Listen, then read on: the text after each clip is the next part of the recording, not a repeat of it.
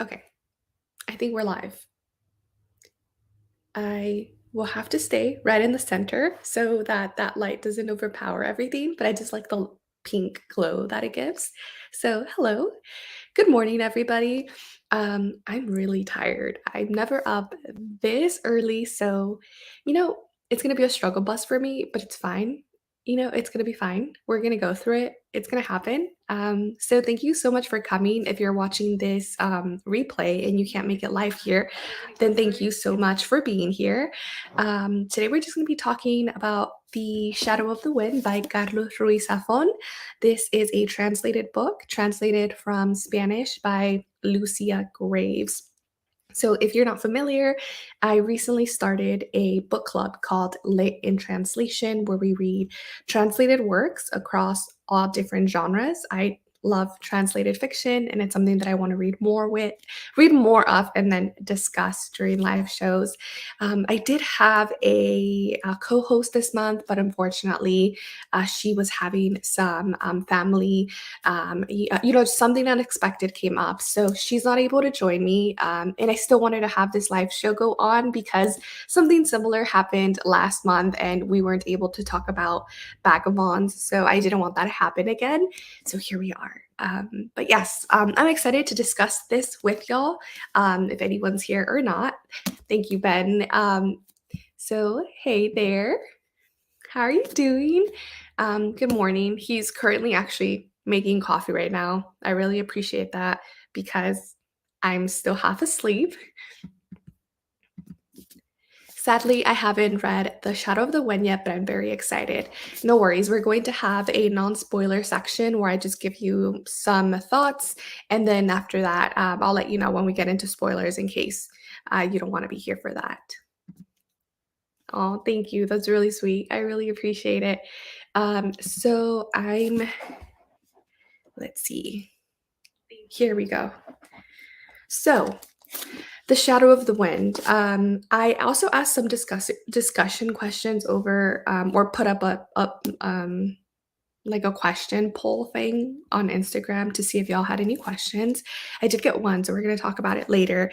But I guess for now, we can start off with the synopsis. So I'll try to tell you what the story is about without giving you any spoilers, which is a little bit difficult. It's a really convoluted story.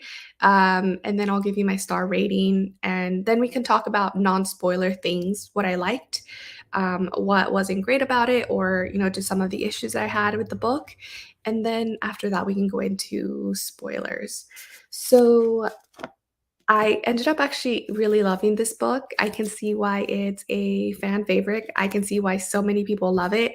I gave it 5 out of 5. It was a book that I slowly felt enamored with. It was one that I picked up and I was about, I don't know, 3, 4, 5 chapters in. And I really loved the writing style and I thought it was a really strong start, but I didn't quite understand why it was so many people's favorite book because it's widely beloved. And then, I started reading more and more and more, and the middle dragged on just a little bit.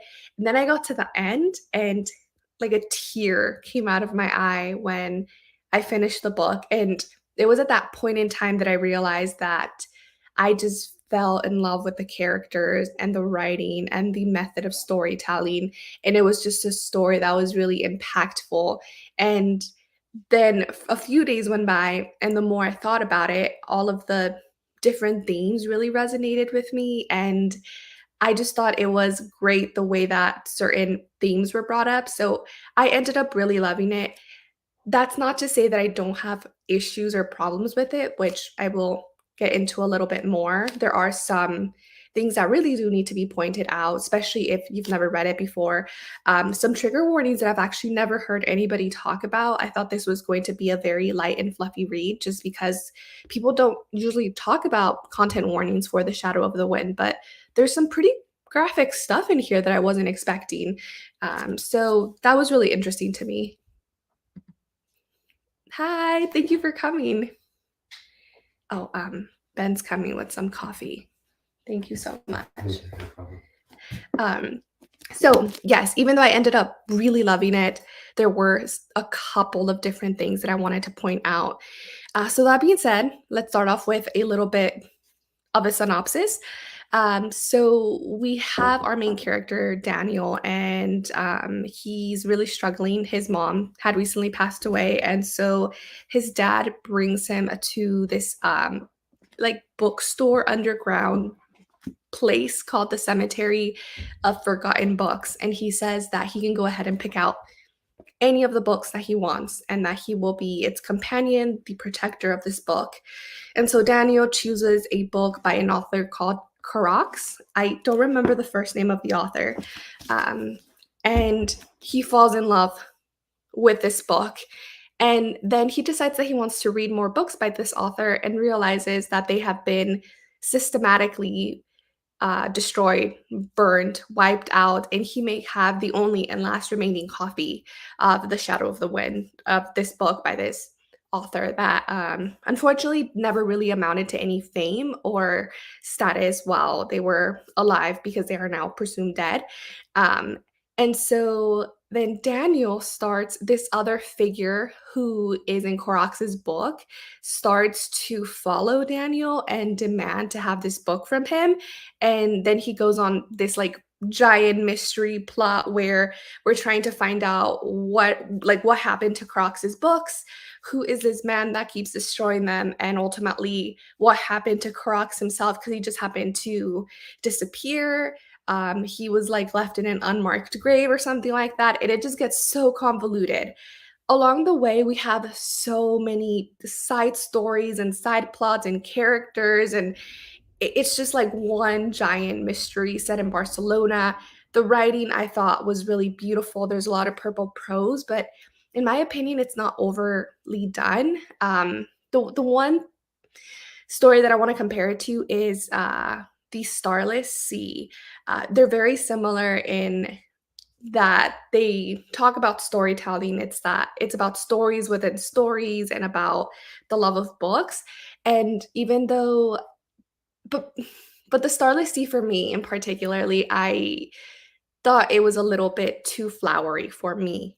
That's just my personal preference, and I thought that The Shadow of the Wind wasn't, which I really liked. So that is a brief small synopsis. Okay. Other semi-magical elements in this. Semi-magical no, not fantastical elements. It's not a fantasy, or I wouldn't even put it in the magical realism category.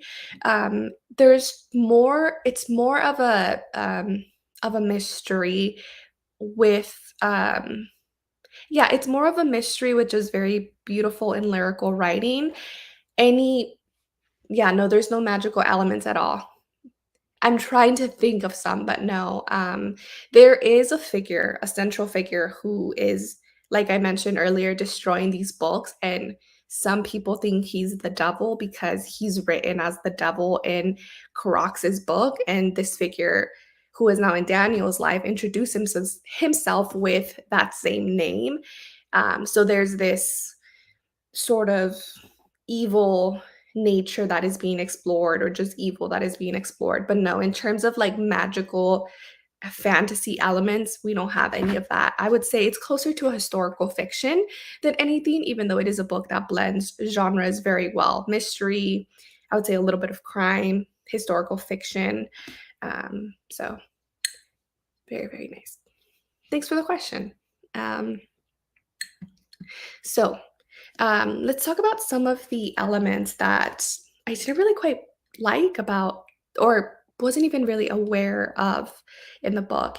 And I would say, I guess just to discuss the elephant in the room, it is written, it was written back in, I don't remember, the 60s, the 70s. I know that the English translation first came out in 2001, but it was written way before that, in the 70s, I believe. I just want to get, yeah, no, I lied. I think it was just written in 2001.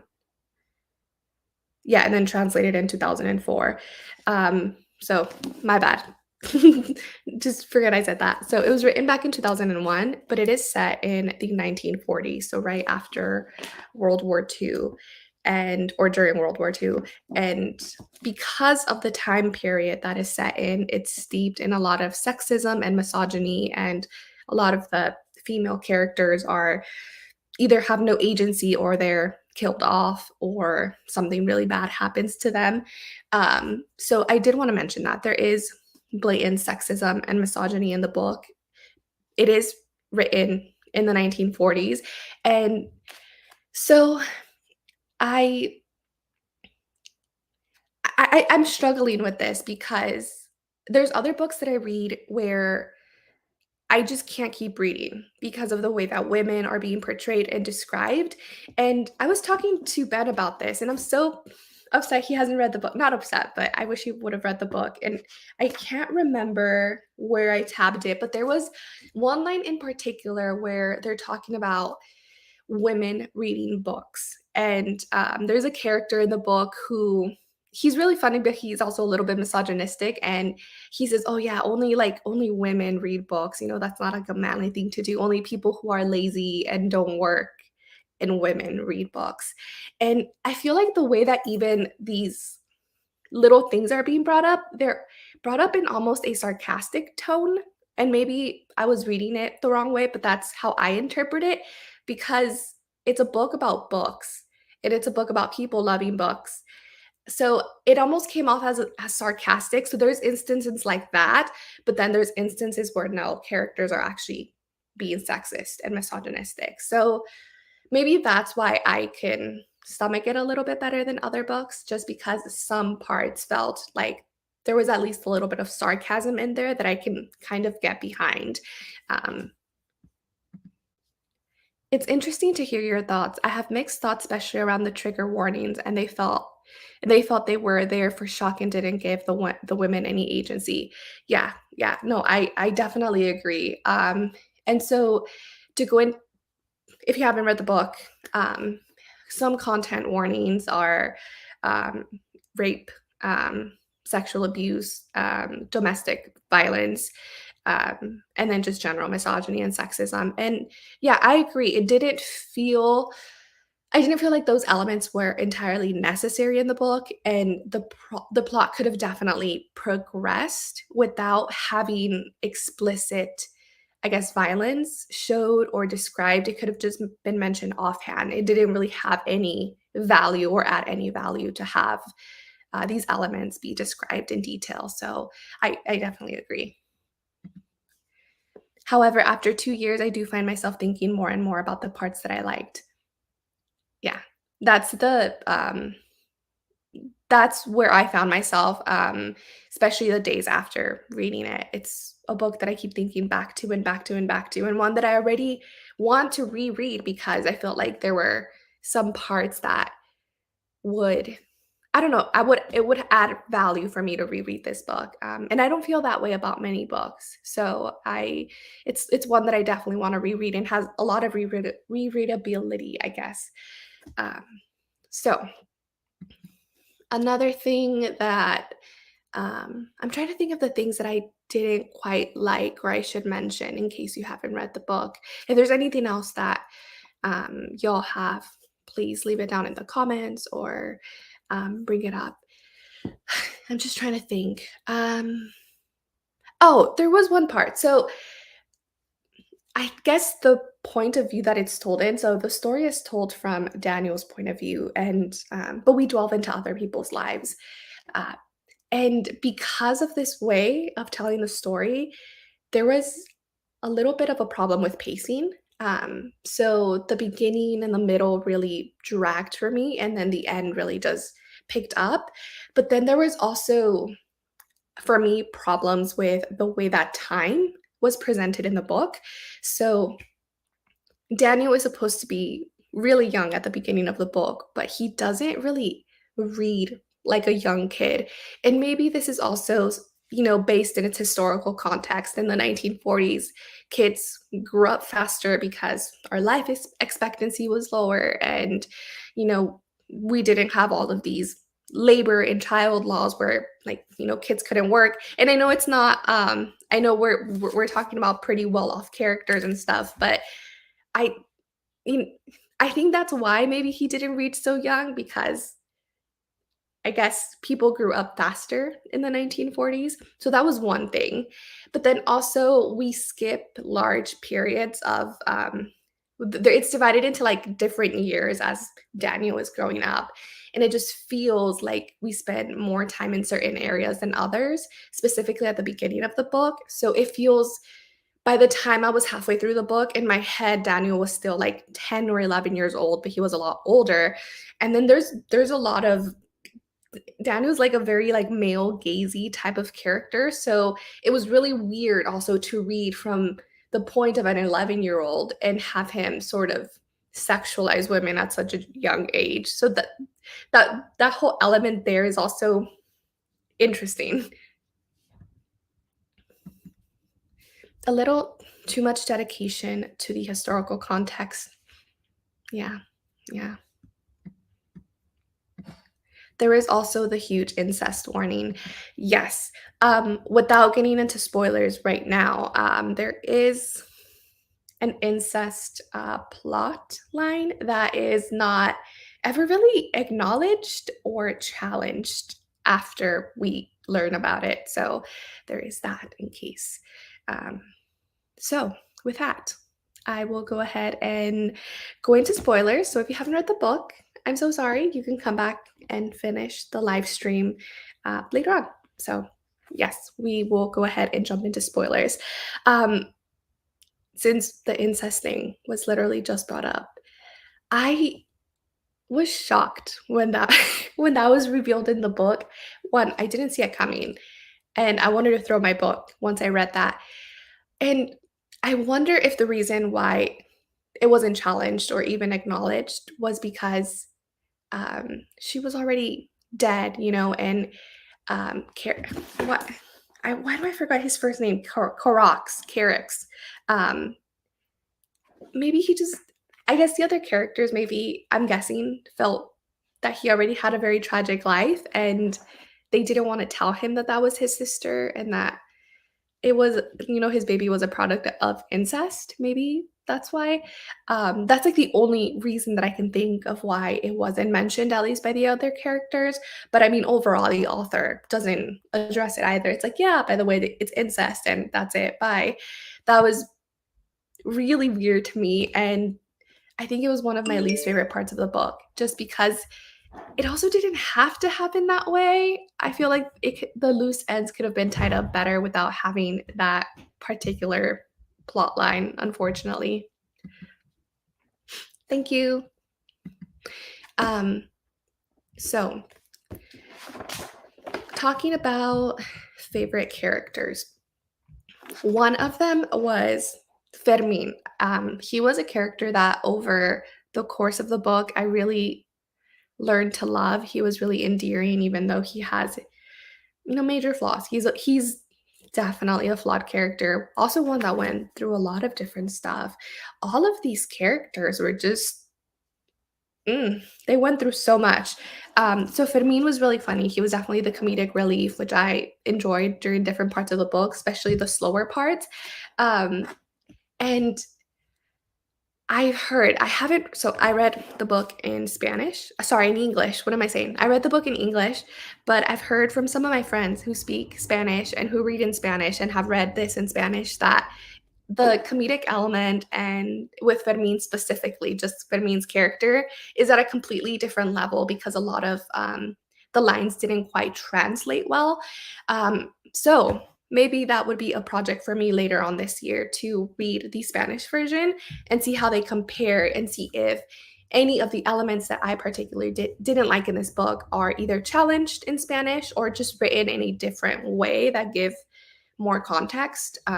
Just because translations can never really be, true, I guess, because everybody puts themselves a little bit, even if it's a translated work. But anyways, separate thing. But yes, I hope to reread this in Spanish and see if the writing is different, if anything with the characters change, and just see what the impact is. Right, there could have been forbidden romance in other ways. Yes. Yes, I definitely agree. The other character, that I really enjoyed is, wow, okay, I didn't take notes because I had so many thoughts, and I thought I would be able to talk about them. Well, I think his name's Mikel, and he was the dude that went to school with Carex, and then he funded his writing. I just thought he was the sweetest person and in the world. Like he was so supportive of his friend, and I read some reviews where people were like, "I don't understand why, Mika was so invested in his friend's life." And it's like, what's his friend, And he also Mikael is also has a lot of money, and he didn't really quite agree with the way that his father acquired this largely estate and his money. So he wanted to fund something that his friend loved, and I just think that's the most wholesome thing. And I honestly really love that part, just like friends supporting friends. He was one of my favorite characters, apart from Fermin. Hi. That's okay. Thank you so much for coming and for joining. You should read it though. I actually think that you would really like it once you get past the first couple of chapters. It was a little bit not difficult for me to get into, but it did take a couple of chapters for me to get in the groove and then get invested in the characters and the story. But I think you would actually really like this one. I do wish I had the ability to read in two languages. It is such a cool thing. How often do you read in Spanish versus English, and has that changed over time? Yes, it has. Um, I know. I do have the ability to read in two languages, and I wish that it was something that I did more often. I used to read in Spanish a lot more than I read in Spanish now, especially when I was younger. And then I stopped because of schooling. Everything was in English, and I didn't really, at the time, think that it was necessary for me to continue reading in Spanish. So I didn't. And it's something that I'm currently starting to do again now. And it's a lot more difficult for me because I feel like I have to switch my brain in order to get used to not only the writing style of different authors in Spanish, but also to I know I have to go into the reading experience knowing that there's words that I'm not going to know because I don't read in Spanish often. So my vocabulary, even though Spanish is my first language, my vocabulary in English is a lot more extensive because I usually read in English. So a lot of the times when I read in Spanish, I have to have my phone next to me or a dictionary to look up the words because a lot of them I'm not familiar with. And then you get into the other issue, not issue, but when there's a lot of different dialects in Spanish, and so some words that are used in Mexican Spanish or Spain Spanish are different from Brazilian, not Brazilian because I speak Portuguese, Argentinian Spanish or from Ecuador. So there's also those little nuances in the language. But I feel like that's something that would be fun to explore as someone who speaks Spanish. So I do want to start reading more in Spanish, especially books that I already love, just because it's easier for me to get into the groove. So, yeah. Hello, I'm late to the discussion, but I read this book in both languages, and although the translation is really good, there are some things lost in translation, unfortunately. I was just mentioning this. I have a couple of friends who have read the book in Spanish and English, and I specifically brought up Fermin as a character because he was one of the characters that just really grew on me throughout the length of the story. And they just mentioned that his character and just some of like the comedic elements of his character or just some of the things that he says don't really quite didn't quite translate well into English from Spanish. And I was sad that I didn't read it in Spanish, but I was mentioning that I want to read it in Spanish as a reread to see what those different elements were or what the differences were. But thank you. You answered the question for us. Translated fiction is always interesting to read because the translation is never really going to be, the most authentic just because every author puts themselves into the story a little bit, and some things just don't translate well between languages. No matter what the saying is, there's always going to be some level of depth that you can never capture in a different language. So, but it's still fun. I'm really glad that we have so much translated literature. That way we can still get a little bit of what other cultures are experiencing or what other countries have to offer in literature. But thank you so much for joining, Alexandra. What did you think of the book? Oh, by the way, I haven't asked. What did y'all think of the book? What was your rating when you first read it? Has your rating changed since you've read it? And then what was your favorite part of the book?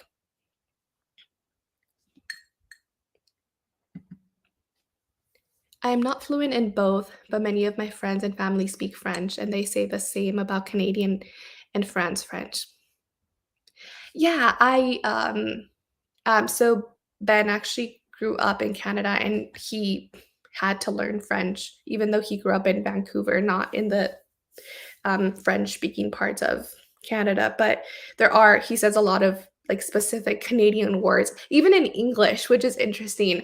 In the English parts of Canada, there's even Canadian specific words that he comes here and he would like a beanie is called a toque, and he would come here and say toque, and I was like, what is a toque? So yeah, that I feel like we find that across all languages too, right? With English and like Australian and British English, they're so different. And I'm sure it's the same with Canadian French and then French in France, or even just different dialects depending on the region of France or the region of Canada that you live in. Language is so fascinating to me. And one day I hope to be able to speak fluent French and Mandarin and Spanish. Well, I do speak Spanish, but extend my vocabulary because I'm slowly losing it and I need to practice more. Yes, Fermin is such a funny guy, and that's one of the things, comedy element, that is one of the hardest things to translate. Yes, I agree because everybody's humor is so subjective, and um, you can't really capture that essence if it's not your type of humor. So I'm extremely grateful for translators who, one, are underpaid and not as well recognized, and for them to take someone's story and try to really capture the essence of what someone is trying to say and then put it into words themselves. I think that's amazing, and they should be recognized for. Yeah, we borrow a lot more French in our English. Yes, we do. I didn't realize that until very later because English was my second language and like deja vu, right? Like I didn't really realize that was like a French saying or a French word. It was until like later that I realized. I love the book. I rated it 5 stars both times because I just love the story. The writing is just beautiful. That was me. I it wasn't a book that was right off the bat 5 stars for me. It was one that started out really strong. I ended up just loving the writing, and then as the book progressed and I got to the end, I let out one tear and I just realized, wow, the story just ended. I wanted it to keep going. I want to reread it. I really love these characters, even though they're flawed and I had my issues with them.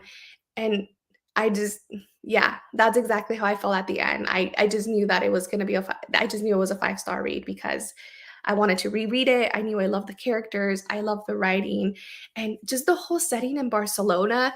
I don't know what it was about the setting. I feel like this story was perfectly set in Barcelona. I've never been to Barcelona myself, but just the way that the cobbled streets are described, the atmosphere, I just feel like it added this extra oomph. Yeah. Hello, what are your thoughts on oh, okay. Fyodor Dostoevsky, I believe is how you pronounce his name. I will look it up on the side just in case. Unfortunately, I haven't read anything by Dostoevsky as of yet. I'm slowly, so I'm I embarked on a Latin America reading project this year where I'm reading authors from different Latin American countries. And once I'm done with Latin America, I actually hope to go to a different section of the world. Essentially, I want to read one book by authors from all over the world and, divide it into regions as I go along. So I will eventually get to get to him and Russia and more countries on the other side of the world from me. But as of now, I haven't, and I'm so sorry. The only one that I can think of that I've read is by Boris Pasternak, and it was wow, I read it so long ago. Um, why am I blanking on the name? Um, it will come to me, and I will let you know. But I have read by Boris Pasternak, but that's about it. I really like the friendship between Daniel and Fermin. Yes, that was one of my favorite parts. And also, Daniel and Mikel. And I just love the way that the book sort of showcased and juxtaposed a lot of different elements, right? Like, you have Carax and Mikel, sorry, not Daniel. Carax and Mikel, you have Daniel and Fermin, and how their different friendships played a role in ultimately the outcome of both of these different characters, right? Because Carax's life is mirrored with Daniel's life and a lot of the different it seemed like their lives were almost even taking the same trajectory, and I was worried for Daniel that his life would end in a tragedy or that something really bad was going to happen to him because they seemed to mirror each other. And then you have also Carax's younger life being mirrored by man, why am I forgetting the characters of the books? But it was the dude who was in the who was the not the cop, but you know what I'm saying, the military guy, who was his friend when he was younger and was in love with. I'm so sorry. I'm trying to find his name. What is his name? If someone can remind me, but there was sort of this discussion around like nature versus nurture, just because they both had very difficult childhoods, right? Like Crocs's dad just not giving him any affection and then having to see everything that happened with his mom, which is just horrible, and having to live through that and experience it and see it. And then, I mean, getting great opportunity and getting to go to to the school that he was in. But then it was the same with the other guy whose name I'm forgetting, but I think was he the gardener's son, I think? And he went to the school and he was really quiet, and Karax invited him in to the friend group. Why am I forgetting his name? I don't know his name. But yeah, I just thought that there was an interesting discussion there about nature versus nurture, how and how evil is portrayed throughout the book, right? And where it comes from, and is it learned, or is it our childhood experiences that ultimately lead us to different paths in our adulthood. So I thought that was really well done, both on both sides, right? In the present and then in their childhood stories. I think I gave it 2.5 out of 3 stars, I think. I was really angry about the misogyny, especially it being only 20 years old. Yes, I agree. And, part of it was also for me that I thought that this book was written so long ago. I saw the 2001, and for some reason I thought, oh, it was translated in 2001. And I thought it was written back in the 70s, which was a complete oversight on my part. And I think because of that, I was like, oh, okay, I lowered my expectations a little bit. But I think if I would have gone in knowing it was written in 2001 and translated in 2004, then my expectations would have been higher for at least the misogyny being challenged in one way or another, if that makes sense. With time, it was definitely solid. Oh, definitely solidly become my 3 star. I really remember liking and crying at the end and the epilogue, and the language was good, and the book loving and friendship. Yeah, yeah, I agree with that. The ending, I love the friendship. The writing was beautiful. Well, I would be interested to hear your thoughts if you ever reread it. and have different thoughts about it. Because I think it's definitely one where, even though the misogyny and the sexism did, um, I guess I wasn't expecting so much of it, right? And it did impact a little bit of my reading experience. I think by the end, the characters just, I don't know, they felt like friends to me. So yeah, I just ended up really loving it. Oh my god, Mikael is such an interesting character. He broke my heart. I know, I know. His entire life was just, I it broke my heart that one, he was the one that ended up dying, and he was left like what? And then his wife never really loved him, and I it was just his life was just so sad. And I also thought that was interesting because I felt like he was one of the better male characters in the book, apart from Daniel's dad. I also really liked Daniel's dad. He was such a great dad, in my opinion. Not Daniel, yeah, no, Daniel's dad at the end, not at the beginning. At the end, not yes. Wait, sorry. I was confusing Crocs's dad with Daniel's dad. I meant Daniel's dad. Okay, cool. He was such a great father. Like, he was just so understanding, and I really loved him as a male character. But Mikhail too, he was one of the good-hearted, kind-hearted characters who just cared about his friend so much in order to fund their writing and to I just, make sure that they weren't heartbroken. Question for you in the chat.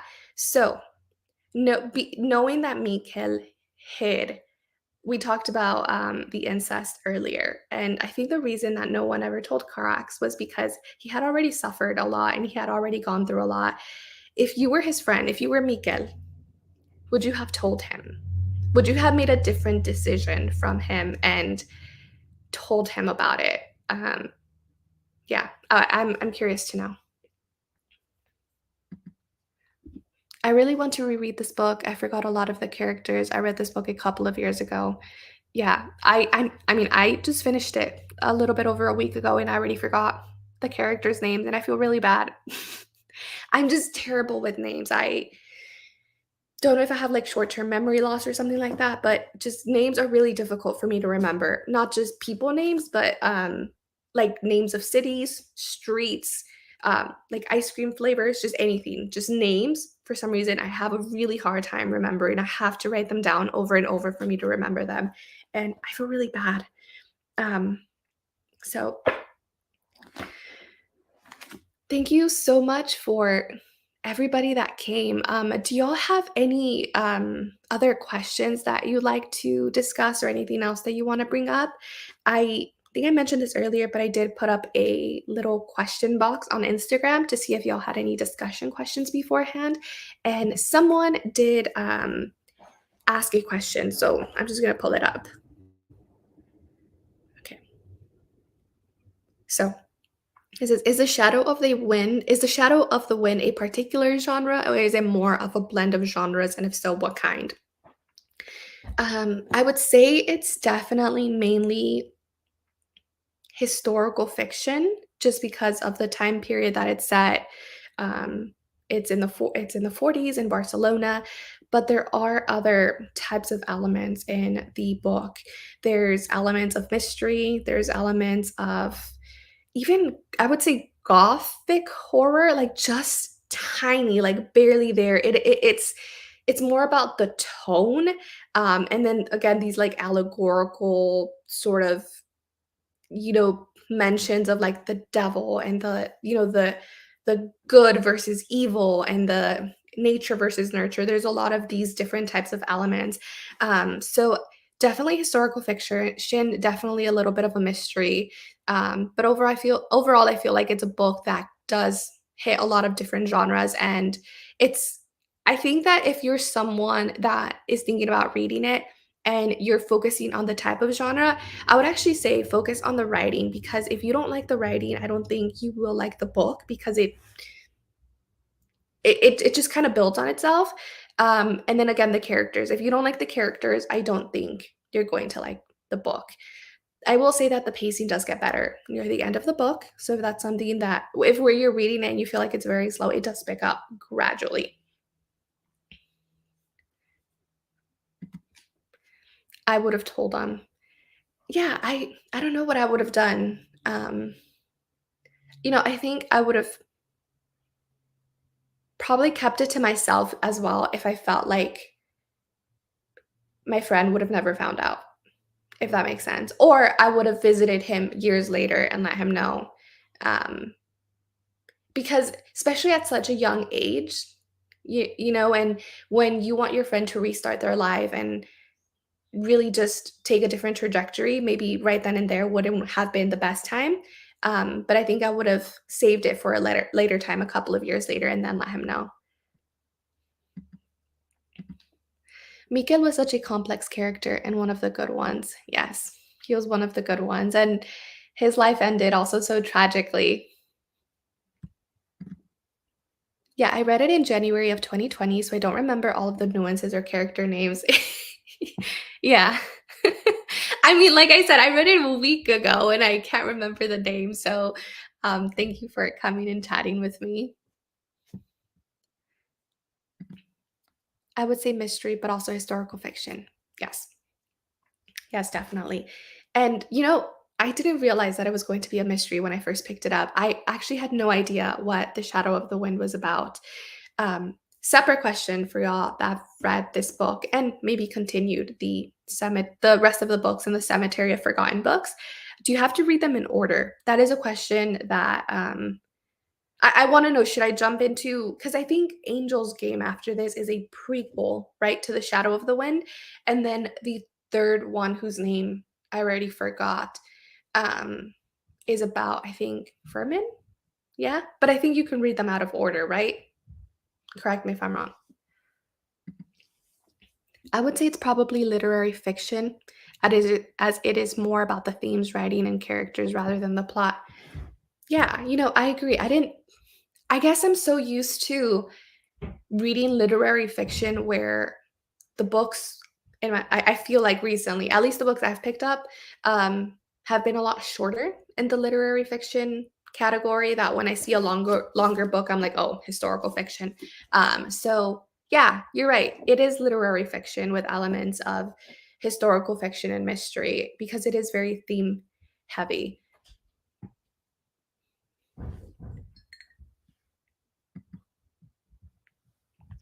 What did you think about Caracas trying to erase his life by burning his books? Oh, interesting question. Yeah, there's still him as a character, he was just so interesting because not only is he destroying his life's work, but he decides to portray himself as the character in his book that's supposed to be the devil. So that's just also like super interesting the way that he sees himself as this devil figure, as like he brings tragedy into people's lives, and that's probably how he felt after he found out that I forgot her name already. That the woman that he loved died, and that his child died, and probably felt like it was his fault. Um, I would say that based on the type of character that he was someone who seemed very passionate and very, like, set on revenge, that it sort of made sense for him to want to destroy his life's work because it was stuff that he wrote, and he was putting himself into these books without knowing that there was a part of him that was missing, or that, the woman that he loved died so tragically, and in the meantime, he was out there living his life, doing what he loves, writing books, without even knowing that there was this entire part of him missing, and that there was something that maybe he could have potentially done. So I'm guessing he felt guilty, and that's why he did it. He just wanted that erase that part of his life. That way he could heal. So in a way, I think it was also grief, right? He was grieving, and this is how he decided to grieve, and that was a really interesting portrayal of that. Yeah, what are your thoughts on him burning his books? I would love to hear that. Those are just some initial thoughts. But can someone move on if they don't know the past they are carrying? Do we hold the unknown still with us? I think that is an excellent question. And no, I mean, if when it comes to grief, no, I don't think that people can move on, without acknowledging that events happened and coming to terms with them. But I think if he didn't want to move on, I guess that's the question. Did he want to move on or did he want revenge? Like, did he want to put the past behind him or did he just ultimately want to erase himself from the world? And then I don't know, because I wonder what would have happened and what are your thoughts? What do you think what would he have done if he would have gotten to that copy of the Shadow of the Wind and destroyed it? Because in my mind, I feel like he would have killed himself off because his life's work, like there's no record of him anymore, right? That was his last book. I really think that he would have killed himself off. I feel like that was the trajectory he was heading in. So I wonder what would have happened if he would have gotten his hands on that last book. But yeah, thanks for pointing this out. I think this is a very thoughtful question and really insightful too. Do we hold the unknown still with us? Yeah.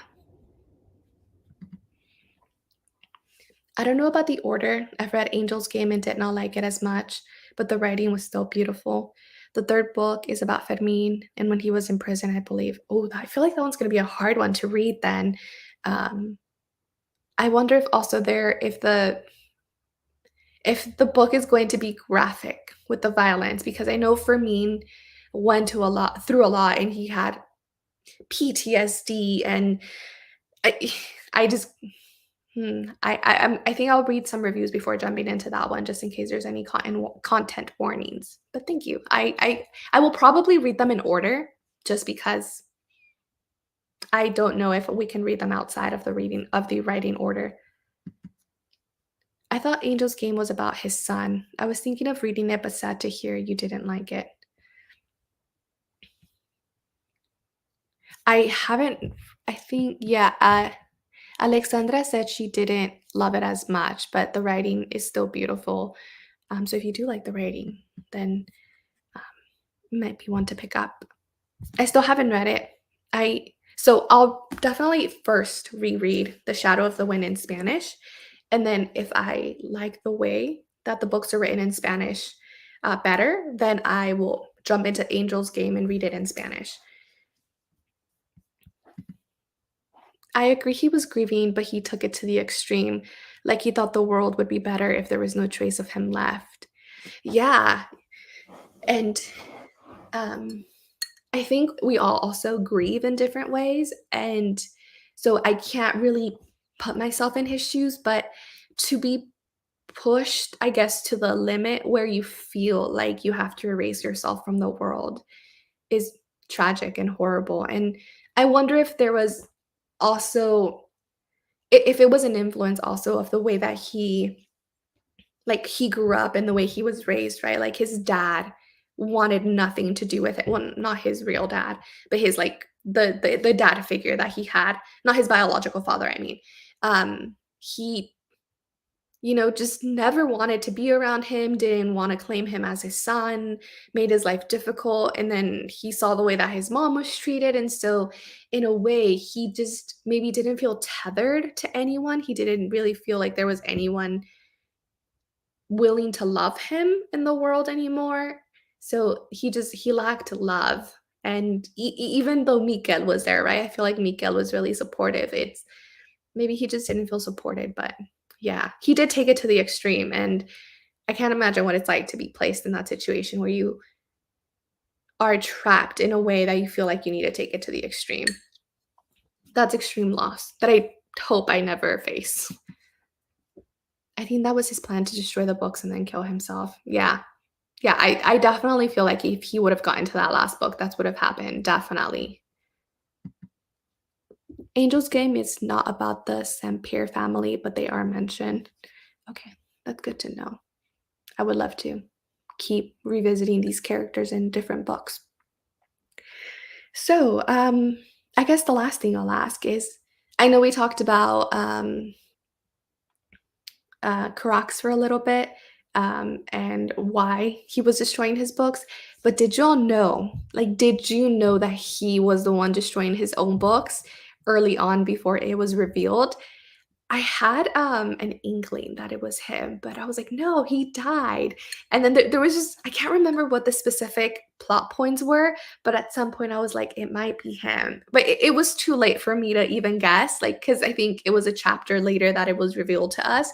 So for the majority of the book, I was completely left in the dark. I thought it was a completely different character. Maybe he pissed someone off, and but then it's like, what can you do to someone else for them to come after your livelihood and everything that you've ever done? Um, so I didn't really know until a chapter or two away before that was revealed. I thought that was really well done too. I'm gonna drink some coffee really quickly.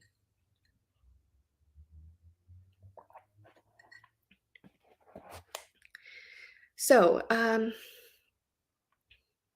if that is all that we want to talk about, thank you so much for coming. Like I mentioned, there was a little bit of an emergency that my co-host had to go on, and I'm really sorry that she couldn't make it, but I still wanted to go ahead and make sure we had a live show, just because I know last month we didn't have a live show for Vagabonds either. So I wanted to make sure that this month we did have a live show. So I really appreciate y'all sitting here and talking with me and discussing the books, even though I forgot everybody's names. I'm terrible. And just thank you for hanging out with me. I really am thankful for all of you and appreciate you. And I think I'll go ahead and end the live show here. So thank you so much again. And I will go ahead and announce the next 3 months book club picks for the Lit in Translation book club in a video next week with the co-host. I would love it if y'all join me. And if you can't, then that's totally fine. I wish you the best in your reading. And again, thank you so much. So, bye.